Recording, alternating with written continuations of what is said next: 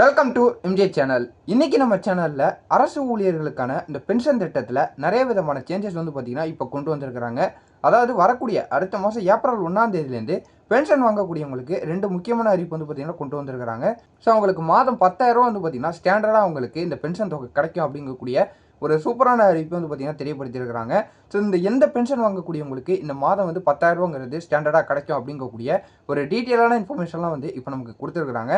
So இதில் என்னென்னலாம் சொல்லியிருக்கிறாங்க, இது யார் யாருக்கு கிடைக்க போகுதுங்கிற ஒரு முழு டீட்டெயிலையும் பார்த்திங்கன்னா நம்ம வீடியோக்குள்ளே போய் டீட்டெயிலாக பார்க்கலாம். ஸோ இந்த வீடியோவை ஸ்கிப் பண்ணாமல் ஃபுல்லாக பாருங்கள். நம்ம சேனலில் ஃபஸ்ட்டாக பார்க்கக்கூடியவங்க சப்ஸ்கிரைப் பண்ணி வச்சுங்க, பக்கத்தில் இருக்க பெல் ஐகானை கிளிக் பண்ணுங்கள். வாங்க வீடியோக்குள்ளே போய் டீட்டெயிலாக பார்க்கலாம்.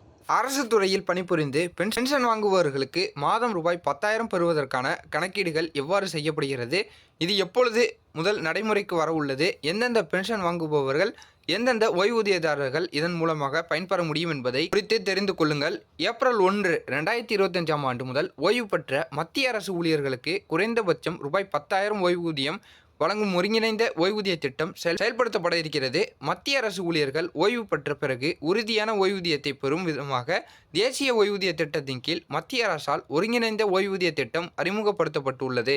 தேசிய ஓய்வூதிய திட்டம் என்பது சந்தையுடன் இணைக்கப்பட்ட ஒரு ஓய்வூதிய திட்டமாகும்.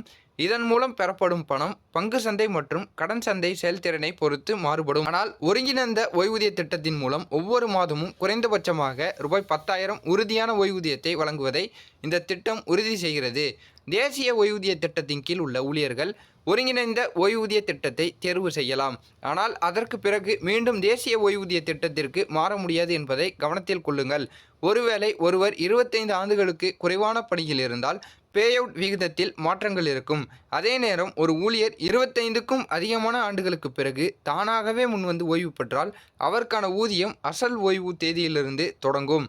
எடுத்துக்காட்டாக முழு உறுதி செய்யப்பட்ட ஊதியம் 25 ஆண்டுகளுக்கு மேல் சேவை ஓய்வு பெறும் நேரத்தில் ஒரு ஊழியருக்கு சராசரி அடிப்படை ஊதியம் 12 லட்சமாக இருக்கும். அடிப்படை ஊதிய தொகை 12ஆல் வகுக்க வேண்டும். எனவே கடந்த 12 மாத சராசரி அடிப்படை ஊதியம் 1 லட்சம் ஆகும். பின்னர் அதை 50% பெருக்க வேண்டும். இதன் மூலமாக ஊழியர் 50,000 ஓய்வூதியத்தை பெறுவார்.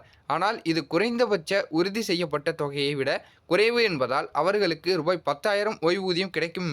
எப்படி என்றால் ஓய்வூதிய திட்டத்தின் ஒருங்கிணைந்த ஓய்வூதிய திட்டத்தின் மூலமாக ரூபாய் 10,000 ஓய்வூதியம் பெறுவதற்கான வாய்ப்புகள் அவர்களுக்கு வழங்கப்படும்.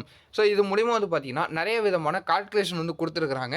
ஸோ இந்த பழைய ஓய்வூதிய திட்டமாக இருக்கட்டும், இந்த புதிய ஓய்வூதிய திட்டமாக இருக்கட்டும், இதுக்கான கால்குலேஷன் எப்படி அவங்க கணக்கிடுறாங்க அப்படிங்கிறத நான் பிடிஎஃபாக பார்த்திங்கன்னா இதில் டிஸ்கிரிப்ஷனில் நான் உங்களுக்கு லிங்க் தரேன். ஸோ அதை கிளிக் பண்ணி பார்த்திங்கன்னா நீங்கள் ஃபுல் டீட்டெயிலையும் இதை நீங்கள் பார்த்து தெரிஞ்சுக்கலாம். ஸோ இது ஏப்ரல் 1ஆம் தேதி மத்திய அரசு ஊழியர்களுக்காக பார்த்திங்கன்னா இதை கொண்டு வர போகிறதாகவும் ஒரு புதிய தகவல் பார்த்திங்கன்னா கொண்டு வந்திருக்கிறாங்க.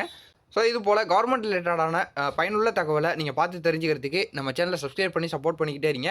ஸோ இந்த தகவல் இந்த வீடியோ உங்களுக்கு பயனுள்ளதாக இருந்துச்சுன்னா உங்கள் ஃப்ரெண்ட்ஸ் அண்ட் ஃபேமிலிக்கும் ஷேர் பண்ணி விடுங்க, அவங்க பார்த்து தெரிஞ்சுக்கிட்டோம். இதே போல் நல்ல தகவலோட நான் உங்களை அடுத்தடுத்த வீடியோவில் பார்க்குறேன்.